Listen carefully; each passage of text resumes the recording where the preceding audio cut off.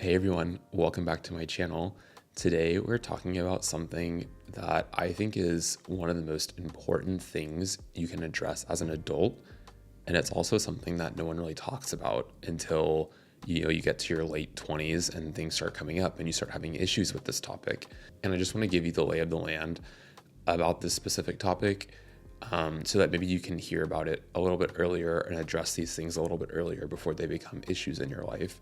And the topic that we're discussing today is authenticity and why it's important, how not being authentic holds us back from what's meant for us, and also how to fix it, like how to actually start becoming authentic and living your truth.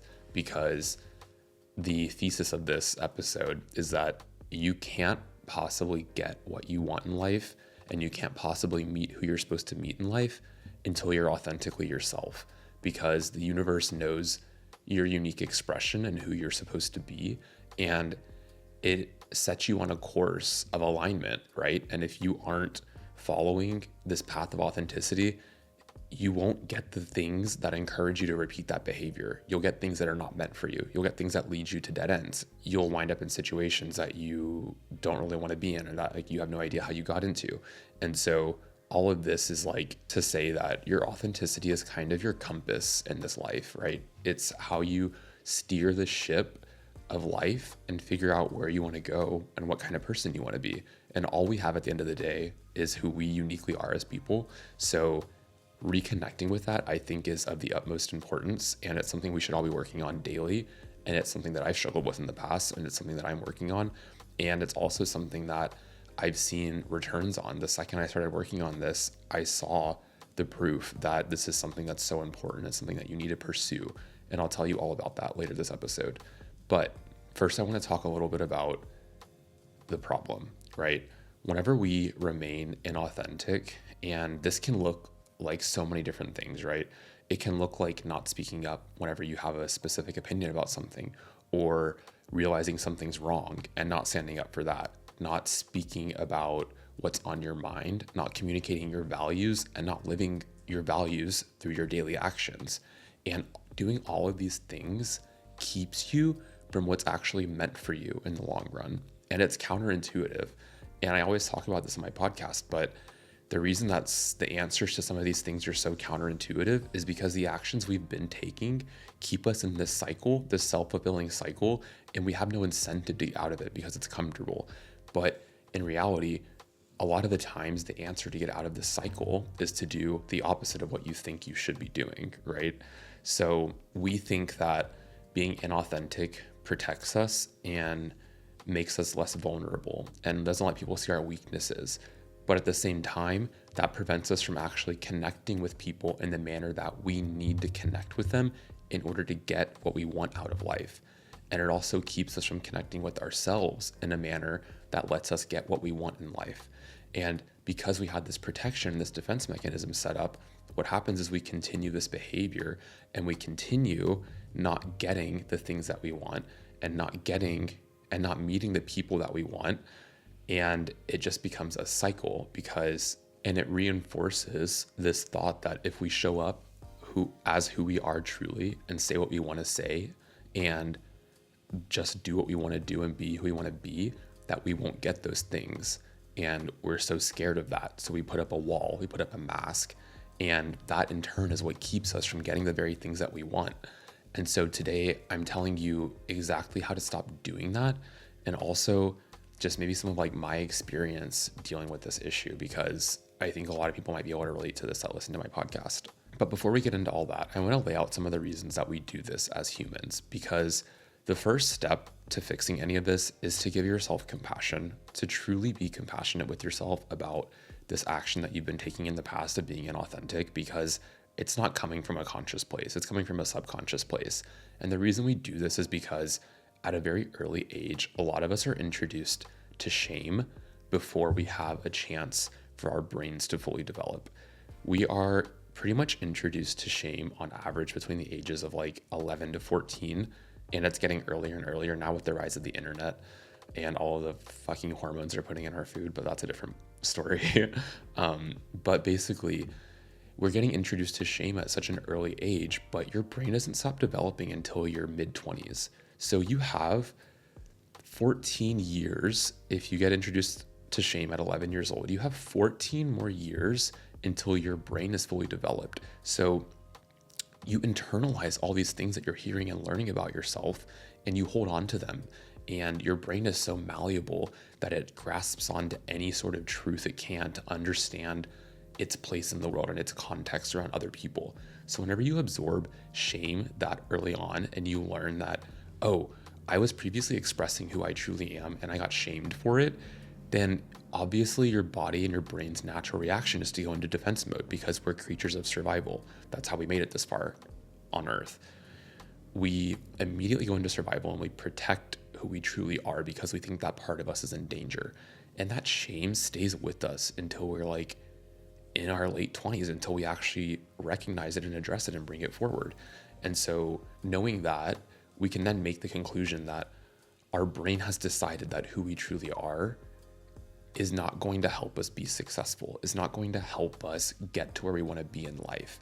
And because of that, the cycle starts and it gets perpetuated all the way into adulthood.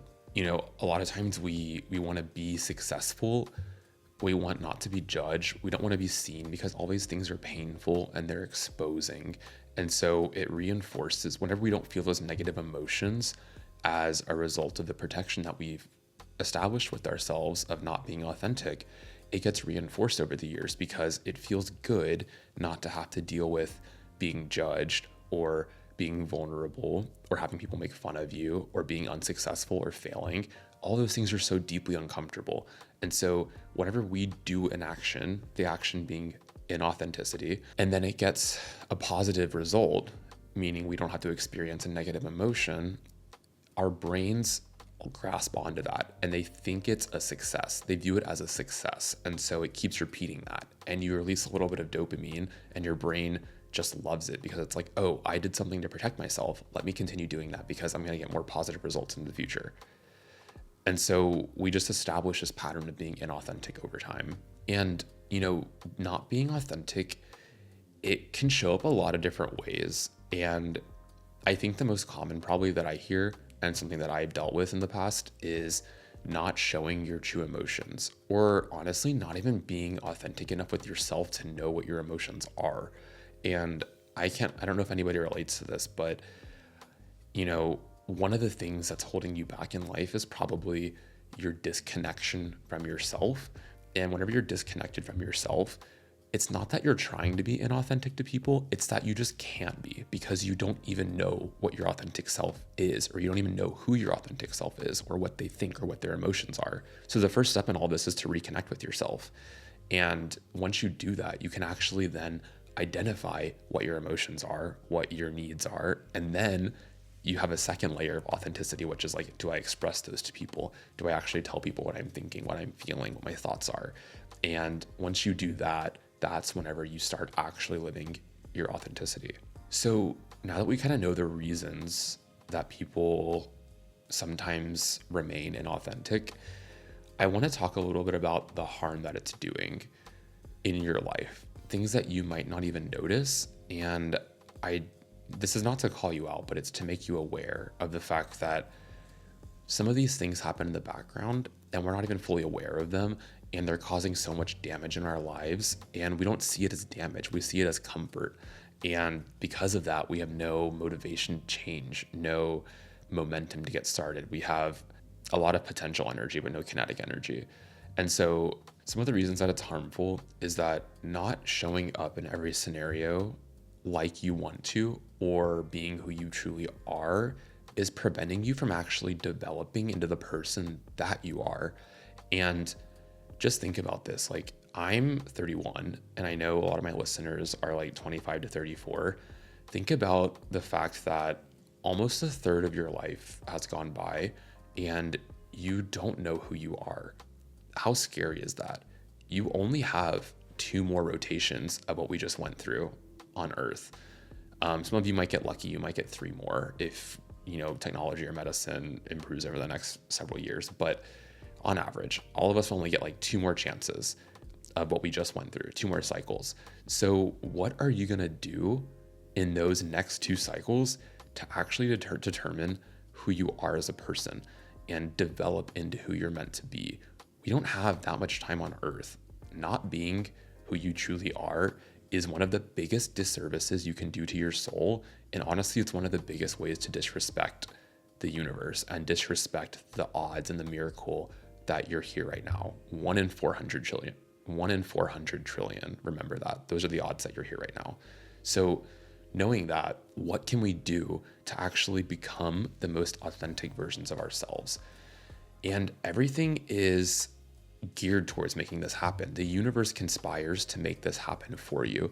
It challenges you every day to face this problem head on and to give you opportunities to be authentic. So that's the good news, is that you can start that practice today. You can actually start getting the reps in of making authentic choices today, because those situations arise every day. It's just a matter of becoming aware of them.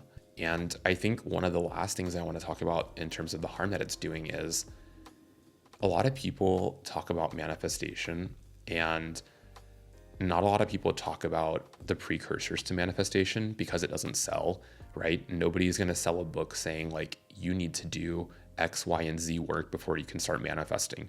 Of course, that doesn't sell. They're incentivized to say, you can start manifesting today. Do this, do that, and you'll get everything you want in life. I'm sorry to say that's not the truth, and I'm going to give you some tough love here. You cannot manifest things into your life until you act in accordance with who you are authentically, because you don't even know what you want. First of all, you don't even know what your authentic self wants. So how can you manifest something for a version of yourself that isn't who you truly are? It's never going to happen. You also don't get rewarded for being inauthentic. If I'm sitting here and I'm saying, oh, I want to be the CEO of my corporate job, do you think the universe is going to give me that? No, because it knows that my authenticity is speaking about finding your purpose, speaking about finding your next step in life, figuring out your path in life, figuring out where to go and how to get there. Working in my corporate job isn't in alignment with that. Well, I'm happy to do it right now. The universe isn't going to reward me for a path that I know is not true for me.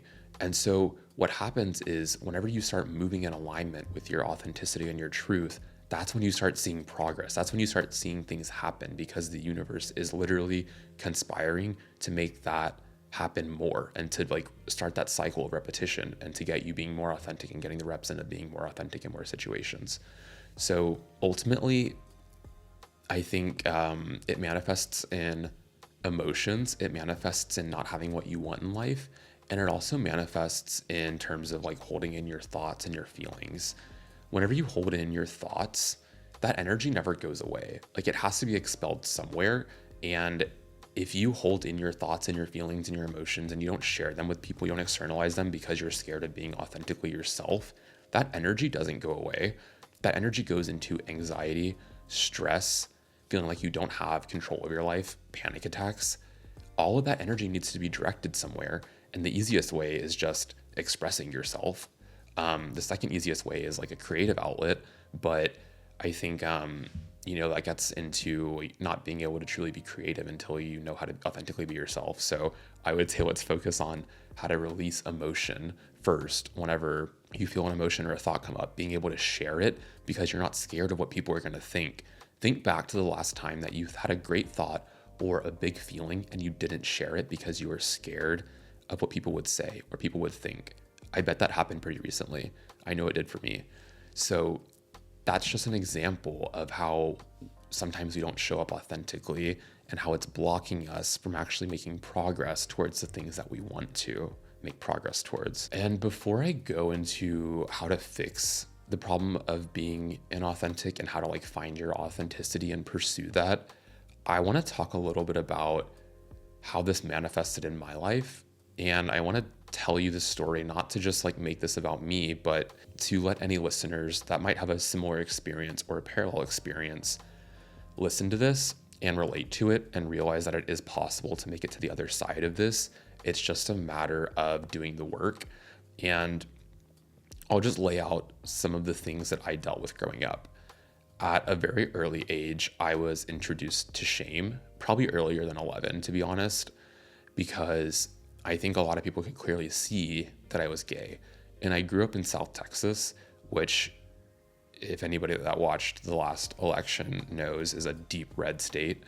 And to make it even worse, I grew up in South Texas, away from a major big city. So there's little blue pockets within Texas, but I lived in a very conservative town. Like, the biggest recreational activity kids participated in was agriculture and 4-H, like literally raising pigs and cows in their backyards. I know I don't want to talk about it, but the reason I'm telling you this is because at a very early age, I stood out like a sore thumb. And I'm just telling you because you can imagine that someone that had been going through life, a really innocent, sweet kid, a very funny, innocent, sweet kid that saw the world in a very bright, positive perspective, that was just goofy and silly and wanted to hang out with his mom all the time, and was like not wanting to go play baseball, not wanting to go to Boy Scouts, but just wanted to like sit at home with his mom and watch Project Runway and like help her knit her blanket. Like, you can imagine that, living that truth and immediately getting shamed for it at the age of 10 is traumatic, because you learn your most basic first memory of your self-perception is wrapped in shame. People shamed you for being who you are. People shamed me for being who I am. And so I started hiding myself before I even knew who I was. Imagine at 10 years old, you split your personalities. You have this one version of you that you never let out. It always is just like living in the back of your mind. You never develop it. But then you have this other version of you that goes on into the world and maybe starts speaking a little less in class so that their voice doesn't get recognized as being gay. Or maybe they don't raise their hand as often because they don't want to put themselves on the spotlight and then get made fun of. So all of a sudden you have this personality that's taking the lead that is dimming your light, dimming your brightness. Like, I was a very smart kid, but I struggled a lot with speaking up because of this issue. And it started very early on. And I'm still dealing with that today. Like, every day I have to wake up and challenge myself to speak up. That's why every day I get on this podcast and I try to like speak my truth, but sometimes it's hard. And sometimes I don't feel like speaking. I literally get blocked from speaking because it's just something that was wired into me at such an early age. And so that's my work to do. But anyway, all that to say, I got to like mid-20s and I realized this was a huge problem for me. Like, I wasn't using my authentic voice. It was causing me to like have frogs in my throat. My voice would crack every time I spoke. I just didn't want to be seen. I had social anxiety. Like, all these things were symptoms of me not being able to be authentic from an early age. And so the only antidote to that is to challenge yourself in every moment that you don't want to be authentic and make yourself do it. And this leads into my advice on how to fix it. So the only way to fix this is to take out a journal, and every time in a week you feel the need to not say what's on your mind, or you feel a big emotion and your immediate reaction is to hide it and to not share it, write that down and write down what you were doing in that moment. Write down everything about that moment that was happening and reflect on it. Try to tap into like the little version of yourself, because that's where this wound lives, right? Is this 11, 12, 13-year-old version of yourself. Try to like tap into that and connect with that and ask yourself, like, what did that version of me need in the moment? You know, whenever you're now 25, 26, and you have an experience that makes you react with an emotion and you don't want to share that, you want to hide that and you want to mask it and you don't want to share with others, take note of what emotion you're feeling. Connect to that first time you felt that emotion, which is when you were like 11, 12, 13, and ask yourself, like, what would the little version of myself need in this situation? And a lot of times, I'll tell you, it's just to speak your mind. It's just to be heard. We all just want to be heard at the end of the day. So the fix for not being authentic or not wanting to be authentic is, but it's very methodical and it's very analytical. It's taking out a journal and writing down every time you don't want to be authentic. And then once you do that for a week, you can go back and reflect and see what the patterns are amongst those instances and say, oh, it looks like every time I'm around this kind of person, I don't want to be authentic. And it's just collecting information. It's just collecting data. So you can then focus your efforts on where to challenge those thoughts even further and even deeper.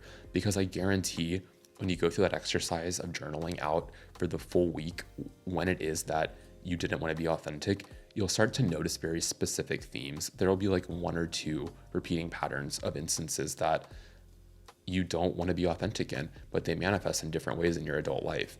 And I guarantee they're all going to trace back to these moments in your childhood from like 11 to 14 when you first got introduced to shame. And it's going to be the exact same emotion.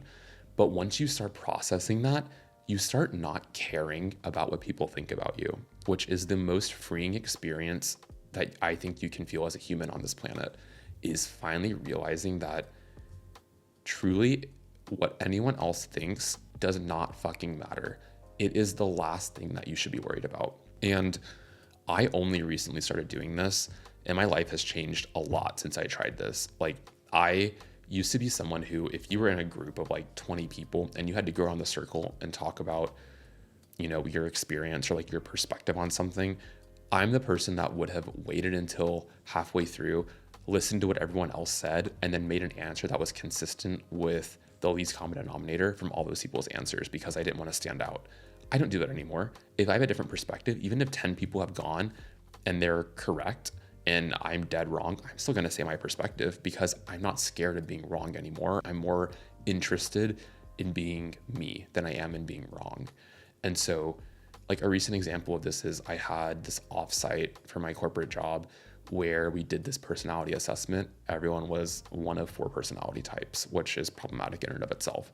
But I got grouped in with like the analytical group, right? And so we all go into a corner, there's 20 of us, and we're going around the circle. Everyone's saying like what their experience as being this personality type and how people might misunderstand them. And every single person in front of me, the exact same answer. They were all like, I just love perfection so much. I love spreadsheets. I love being 100% accurate, and not being 100% accurate stops me from wanting to do the next step. And my business partners need to be aware of that because I can't deal with ambiguity. And I just love to model.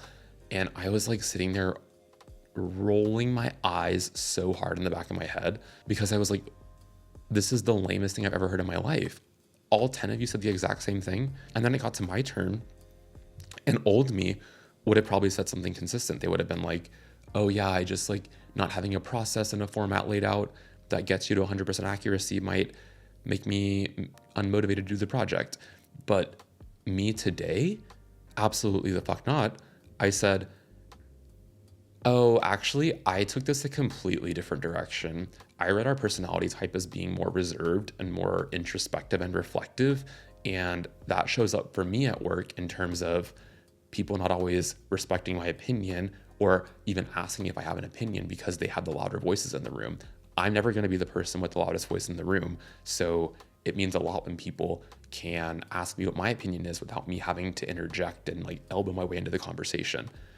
When I said that, everyone in the group looked at me like I was a dragon with 3 heads. I was like, oh, this is clear as day a sign that I'm not supposed to be here in this environment. Like, either I filled the survey out wrong, or you guys are just like not it. And I think really the answer is I just don't resonate with these people around me because I have such different values in life. But anyway, all that to say is I never would have done that 6 months ago. I only have done that and been able to do that because I've started doing the work of identifying my authentic voice, identifying who I am deep down, and radically expressing that in every opportunity I get, and removing the blocks along the way that come up whenever I don't feel like necessarily sharing, or I don't feel like exposing myself. And so it's just a daily practice, just like anything else. You know, you have your journaling, you have your meditation, you have your daily walks, your hot girl walks, your yoga. Just try to add this to your routine for 1 week and see what happens. Just write down whenever you feel like not being yourself, when you feel like it would benefit you to not be yourself, and just notice the patterns amongst those things. I promise you, this is not that difficult, but it will change your entire life.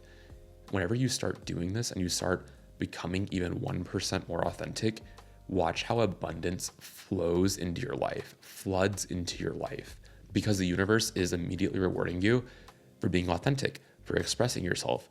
because the whole reason that we're here is to uniquely be ourselves and to uniquely express our gifts and our thoughts and our emotions to the world. Because that is the whole hypothesis, in my perspective, of the universe and why we are here. We are here to enhance consciousness. We're here to experience. We are the universe experiencing itself. And so the whole reason that you're here is to tune into what makes you individually unique. Think about it. Why else would each of us have completely different DNA? Even twins, they don't even have similar DNA. Every single person is extremely unique. There has never been someone like you, and there will never be anyone else like you. So knowing that, what makes you unique? What makes you authentic? Share that with the world and watch how your life immediately changes, because that's what you're supposed to be doing with your life, is being authentically you, sharing that with the world. That's whenever you'll start finding success. That's when you're going to start finding people that are meant for you. And that's when you're going to start getting everything you want in life. So it's as easy as that. And you also will feel an immense sense of peace and calm and presence whenever you start expressing yourself authentically, because you have nothing to hide. There's no stress, there's no anxiety. You're just living your life. You're living your life as you're supposed to. And it is the most freeing feeling that I can possibly describe. So I just want everyone to experience that, and I want to give that gift to everybody.